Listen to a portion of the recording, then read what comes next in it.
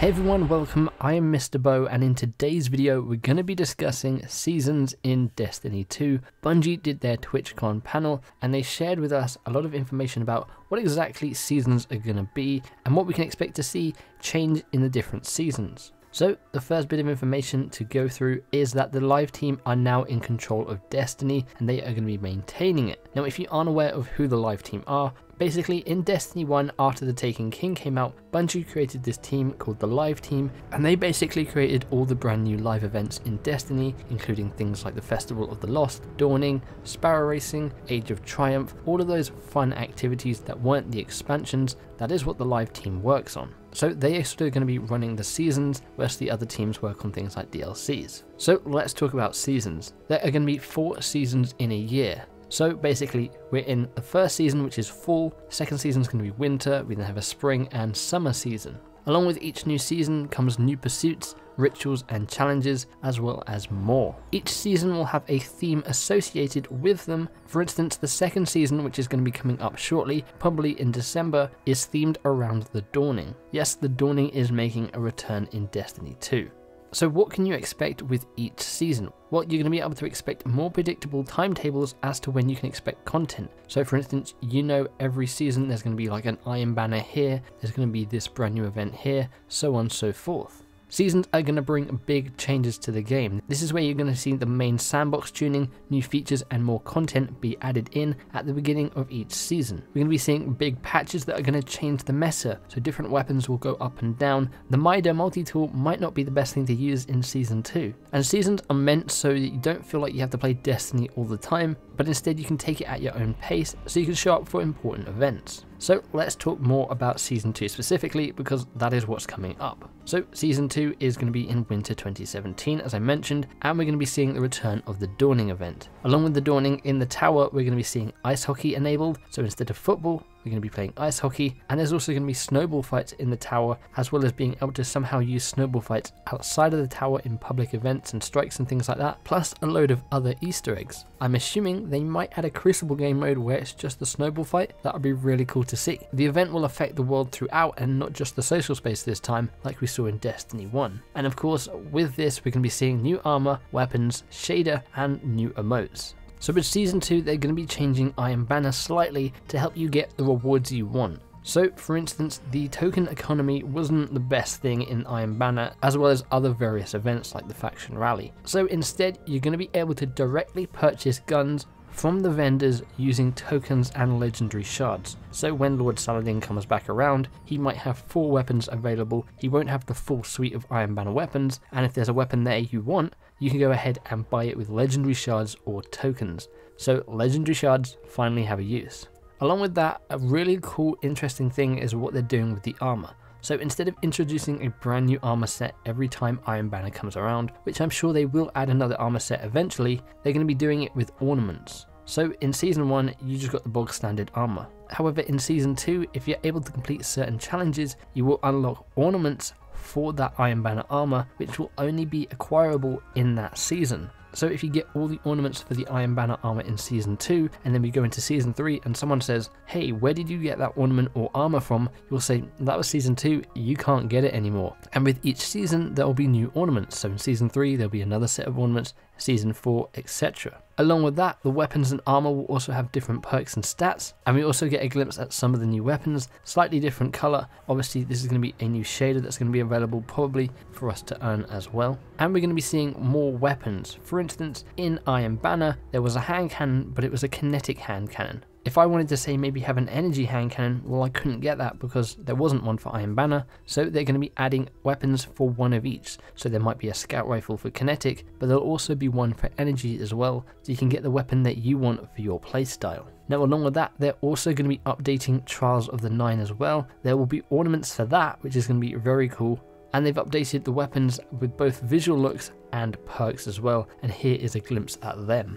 Of course, the other event is the Faction Rally, which a lot of people liked and some people didn't like. So for Season 2 in the Faction Rally, there'll be changes to promote playing with a fire team more versus just playing solo. And of course, there'll be a brand new set of armor. Well, there'll be a brand new armor set with a different shader on it and look to it slightly compared to the old stuff, as well as a load of new weapons up for grab. And here is our screenshot of those. This is concept art obviously, but this is the Dead Orbit armor. You can see it's got a slightly different shader on it. Here is the new Monarchy armor set. Future War Cult, which has a very striking looking shader compared from what we see usually with Future War Cult. And here's a glimpse at some weapons. Obviously we have a linear fusion rifle for Dead Orbit, what looks to be an auto rifle for New Monarchy, and an auto rifle for Future War Cult as well. So before Season 2 starts, we're going to be seeing a brand new event called the Clarion Call. So this is going to happen just before the end of Season 1, and it's going to happen at the end of every season. And basically what it is, well, it's a double XP boost while playing activities with your fire team. And with this Clarion Call, it's going to be playing with clanmates. So if you're playing with clanmates, you're going to be earning double XP, which means you're going to be earning bright engrams a lot quicker, allowing you to get some of the items in Eververse from those bright engrams, because when Season 2 comes around, Eververse is going to get a massive refresh, and most of the stuff available from Eververse won't be available anymore. So for instance, all the emotes are going to be refreshed, so if there's an emote you really want, I would try and get it now before it disappears at the start of Season 2. We do get a glimpse at one of the brand new exotic emotes, which is this, the new mic drop emote, which looks very cool. More holographic emotes, which is always cool to see. However, they did say one of the things that won't obviously refresh from Eververse is shaders. That will still be there, so you'll still be able to get all the old shaders, but things like the Eververse armor set, that'll be refreshed with a brand new armor set. Emotes, we're not sure about ornaments, we might see brand new ornaments. Ships, we have a look at some awesome brand new exotic ships for part of the Season 2. This ship here is the Dawning exclusive ship, so you'll only be able to get this when the Dawning is available. We don't have the exact time for when the Dawning is going to be available, but it's usually 2 weeks near the end of the year. We then have this exotic ship, which looks really cool. And finally this one. So it's nice to see they're adding a lot more variety in terms of what the ships look like. But they're also doing that for sparrows as well. So this is an exotic sparrow that you're going to be able to get. And so is this one, though this one kind of looks like the same model that we saw in Destiny 1 thanks to Sparrow Racing. So maybe we're going to be seeing Sparrow Racing come back with this hinting at that. Though there was no confirmation that SOL is going to be making a return in Season 2, but going off what we saw in Destiny 1, SOL was always available at the end of the year with the Dawning, so we'll have to wait and see. We also have brand new ghosts, and instead of them just being reskinned, they've completely redone the geometry for them, giving them a bit of a cooler look. So this is a look at some of those brand new ghosts as well, completely different looking from what we saw before, so that's going to be really cool to get our hands on these. And again, there is a Dawning exclusive ghost shell, which is this one, so you're only going to be able to earn that when the Dawning event is live. Now, one thing we saw in Season 1 was new maps being introduced throughout. For instance, we got the map Eternity when Trials of the Nine was launched. We then got the Emperor's Respite when the first fire team completed the raid. And with Iron Banner, we got the Shores of Time remake, The Distant Shore, available to us. And they have confirmed that we're going to be getting at least one brand new map in Season 2. At the beginning of different events, we're going to be seeing maps come back. They've only confirmed one for Season 2, but I'm sure they will add more throughout other seasons as well.